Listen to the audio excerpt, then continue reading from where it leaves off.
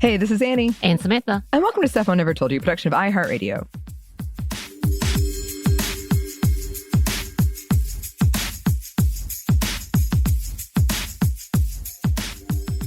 And welcome to another edition of SMNTY Fiction, our ongoing, monthly, continuing?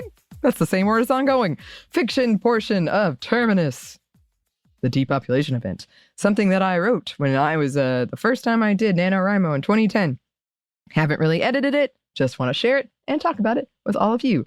Christina, our super producer, makes this amazing, adds in effects. If that's not your thing, if this whole thing is not your thing, I totally understand, especially right now, because it is intense. Which, speaking of, that brings us to our content warning. We have some child endangerment in this chapter, a lot of discussion around infertility, wanting to have a kid, but not being able to have a kid, violence, kind of just ominous threats of violence, I would say. Insults around motherhood, internalized ableism, and shame and fear around pregnancy. This is part 2 of chapter 11, as I said. So go check out that part if you haven't already. Probably check out the whole thing if you haven't already, but especially, that yes. You're going to be very confused. So to help with any confusion, because this is just a monthly thing that we do, here's a quick recap. So sometime in the future, humanity is almost on the verge of extinction because of a sex-based disease that makes it very, very difficult to have a child. There is a new government that rose up and has taken control called the state, and they control alongside a religious group named ARM. And they have taken all control over the things around conception. So there are conception centers you have to go to, all kinds of things. If a child is born, they control where it goes. Our main character, Tilda, has escaped with her baby when he was only 1 year old, and they've been on the run for 7 years. She is a priority number 1 case, but doesn't know why. And that means she's being tracked by government enforcers. The winter is coming, as they say. The elements are against them. They have had several run-ins with enforcers. There have been injuries. There have been allies, including a woman named Lynn, who helped Tilda heal after she was shot by an enforcer, and also told her that there was rumors of a resistance in Kansas City and that they might have a cure. However, when Tilda and Madison found this resistance, they are not what she thought they were. They don't have a cure, but they do believe that there has been a vaccine that the state has created but won't share with people. So now the resistance wants Tilda to come with them with Madison as some kind of leverage, since they are priority number 1 cases as they go to try to get this vaccine. And they were just generally largely antagonistic against her. Madison loves it there because he met other children and got to play games, but she's having panic around being separated from him and about what to do next. So that is where we are. All right, let us get into the second part of chapter 11.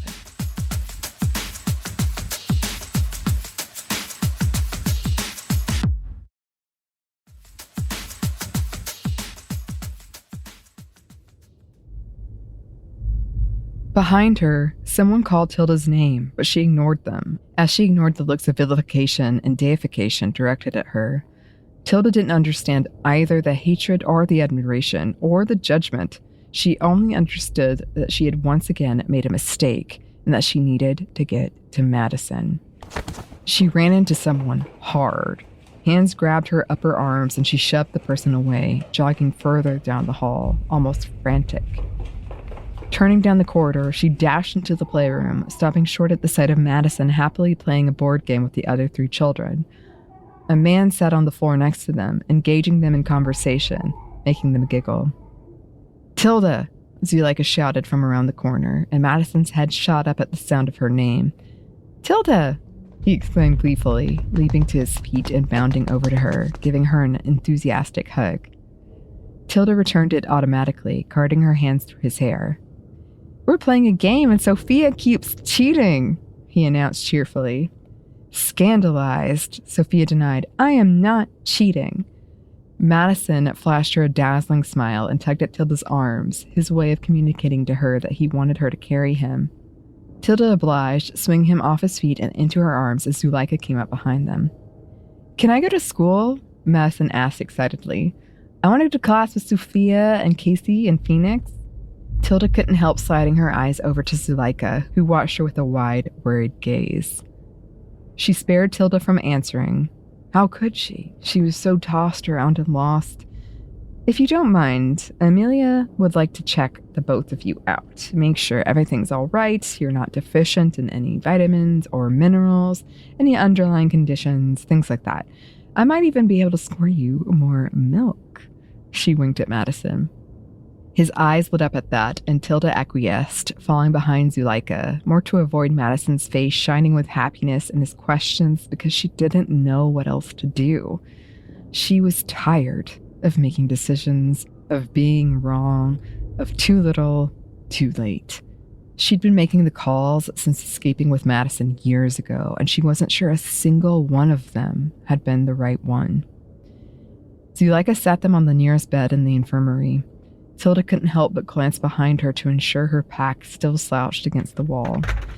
Amelia appeared, placing a tray of medical supplies on the bedside table. Muttering something about fetching them more food, Zuleika left. "Did she apologize on behalf of Taylor yet?" Amelia asked brusquely, rummaging through a drawer. Remembering the blonde's caustic remarks, Tilda cleared her throat. "No." "Well, allow me." Amelia snapped on some latex gloves. "You're not allergic to latex, either of you?" Tilda shook her head. Amelia nodded approvingly. "Scoot down and sit next to your mother, dear." Madison obeyed, eyeing the medical supplies on the tray warily.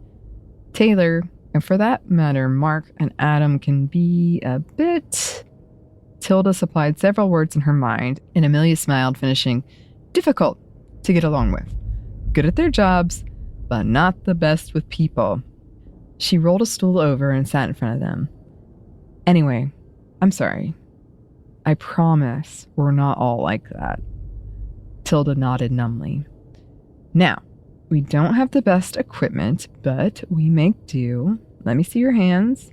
She took hold of Tilda's hands and inspected them, pulling out a tube of ointment and rubbing it into the blackened cuts on her palms. "That should heal up nicely. Are either of you hurt anywhere else?"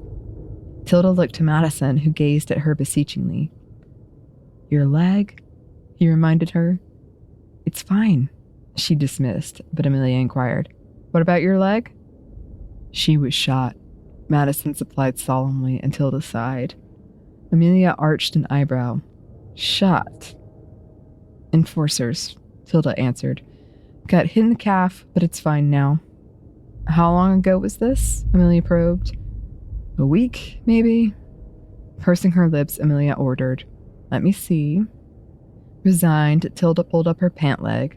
The wound had almost completely faded. "Someone patched you up?" Amelia's question was more of a statement. "Yes." Tilda didn't offer anything more, and Amelia dropped it.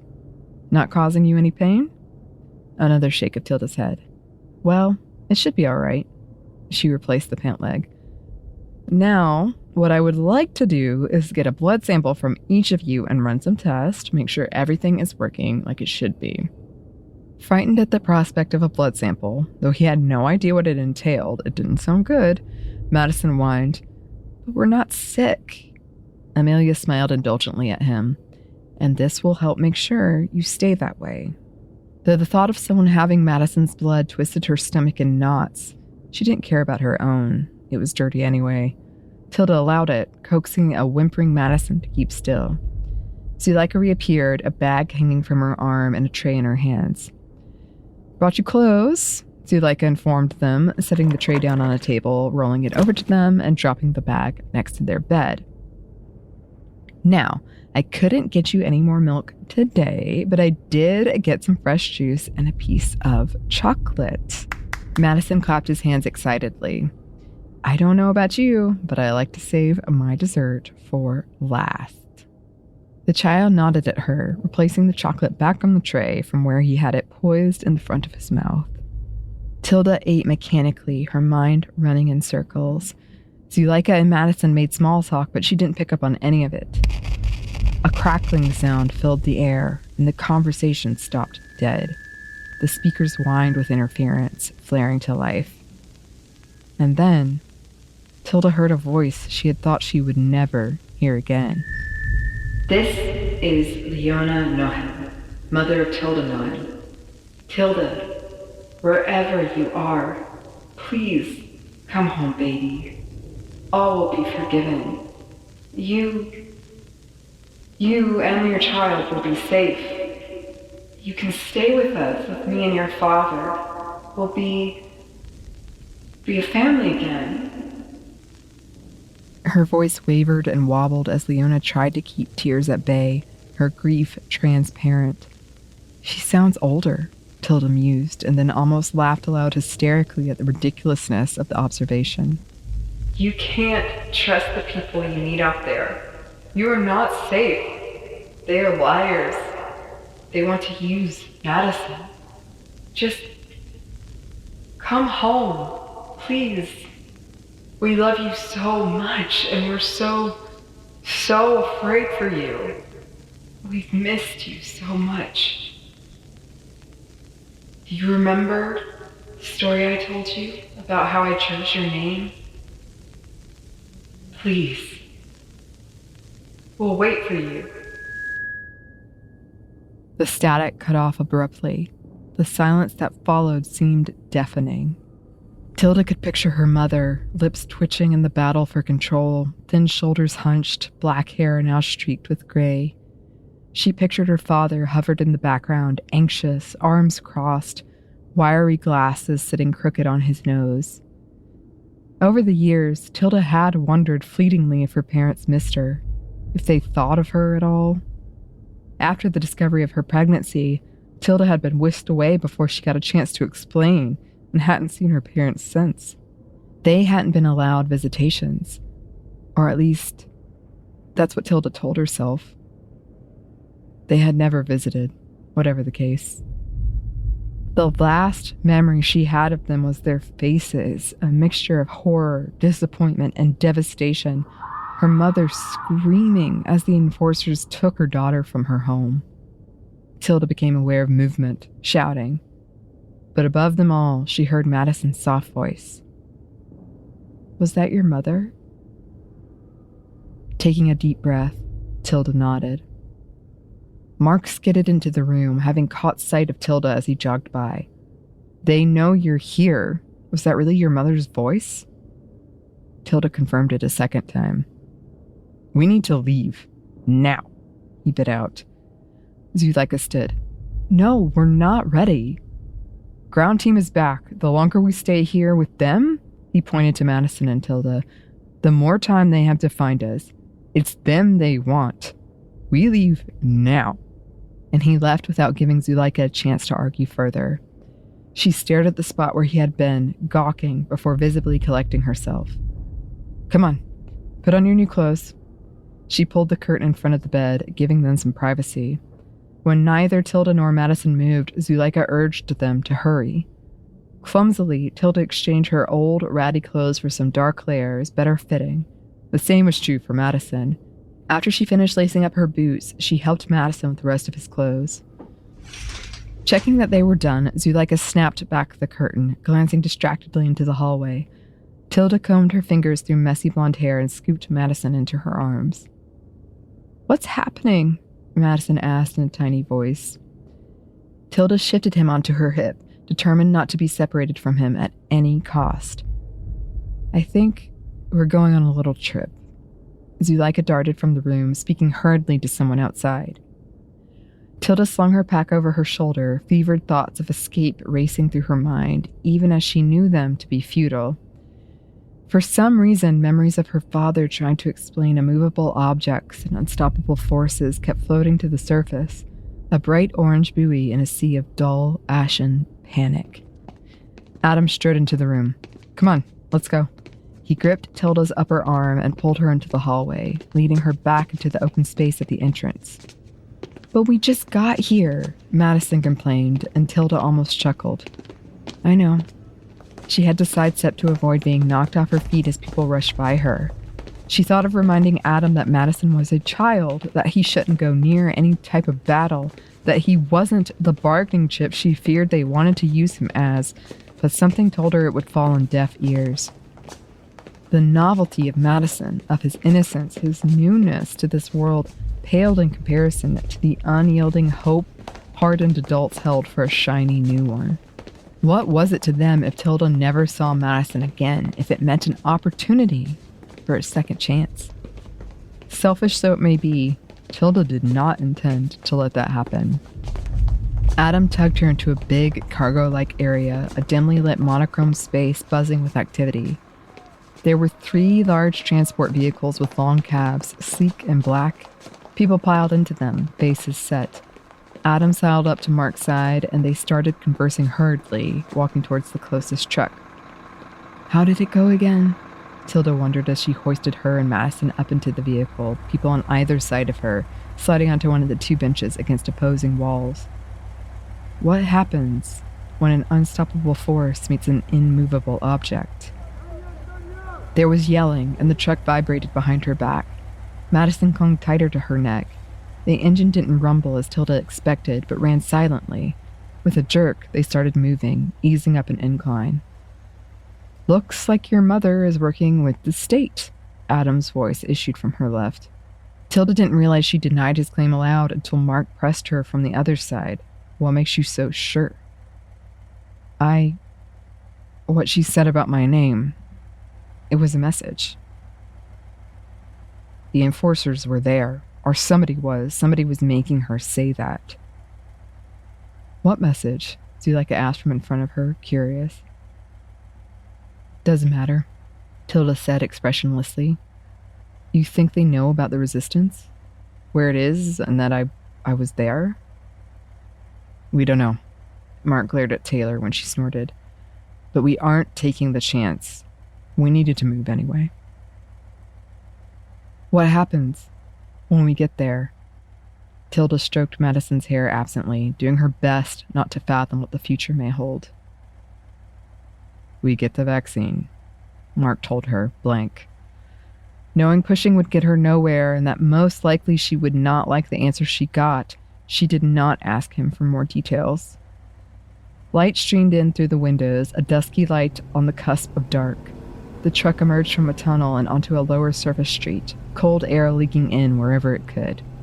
Tilda settled in her seat, preparing for a long stint.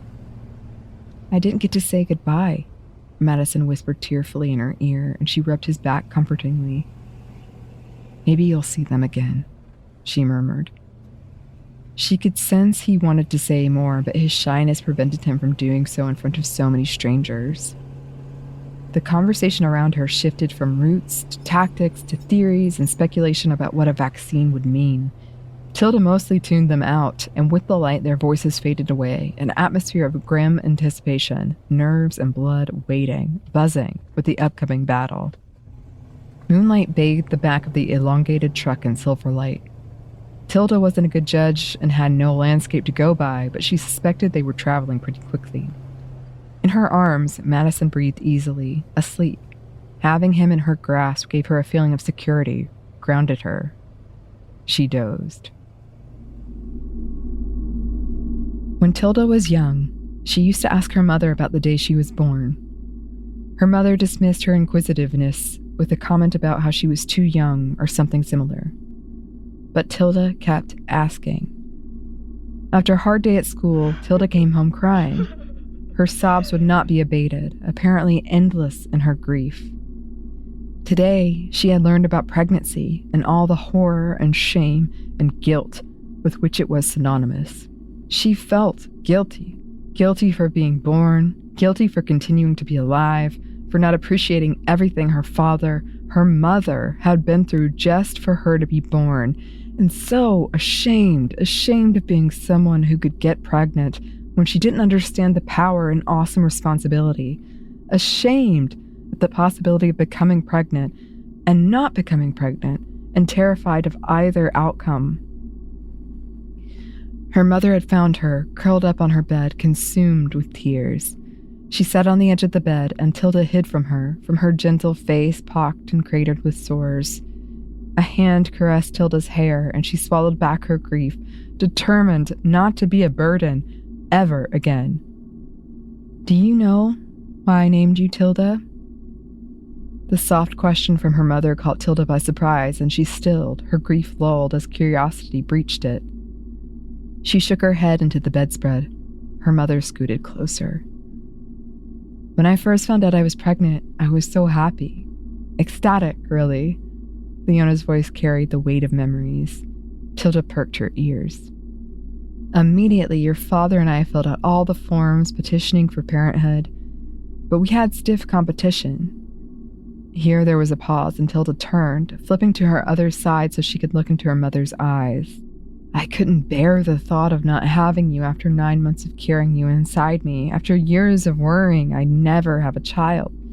The thought of not having you, of not watching you grow." She trailed off far away. "I fought harder than I've ever fought in my life." Tilda blinked up at her, tears dripping into her hair. Her mom smiled tenderly at her and rubbed her arm comfortingly. "You gave me strength I never knew I had. You gave me courage. You made me whole. The best of what I could be. When I was in labor, there were health complications.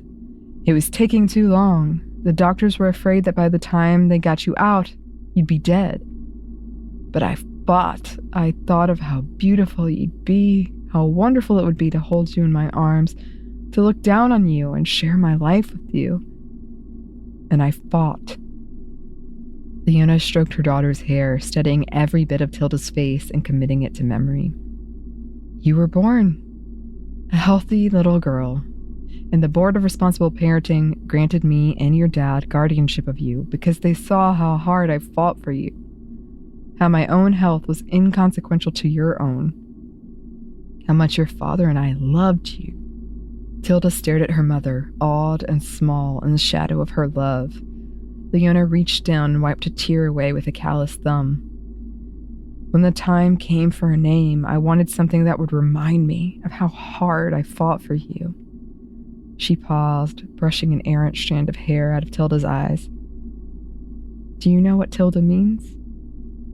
Tilda shook her head, grief engulfed by the sheer magnitude of her mother's tender adoration of her. "I learned it from a fairy tale. Its root is the German word Hild." Leona leaned down and placed a kiss on her temple, whispering in her ear, "It means battle."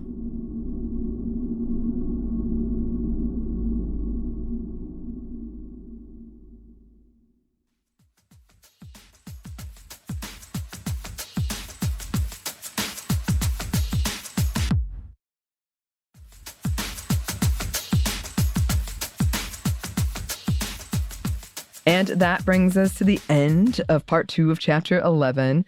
We hope that you enjoyed it. I was very excited about this 2-part chapter. So it's a turning point. A lot happened. A lot was discovered. A lot of plot.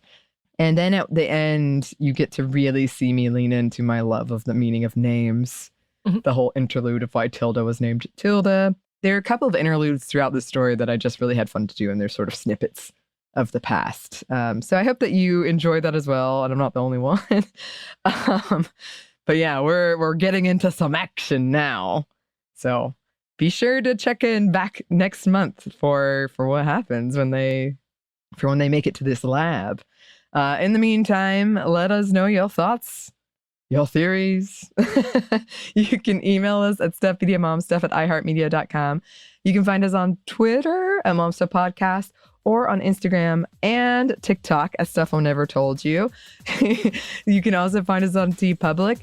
And we have a book that you can pre-order at stuffyoushouldreadbooks.com, either as an audiobook or a physical book. Thanks as always to our super producer Christina, our executive producer Maya, and our contributor Joey. Thank you. And thanks to you for listening. Stuff I Never Told You is a production of iHeartRadio. For more podcasts from iHeartRadio, you can check out the iHeartRadio app, Apple Podcasts, or wherever you listen to your favorite shows.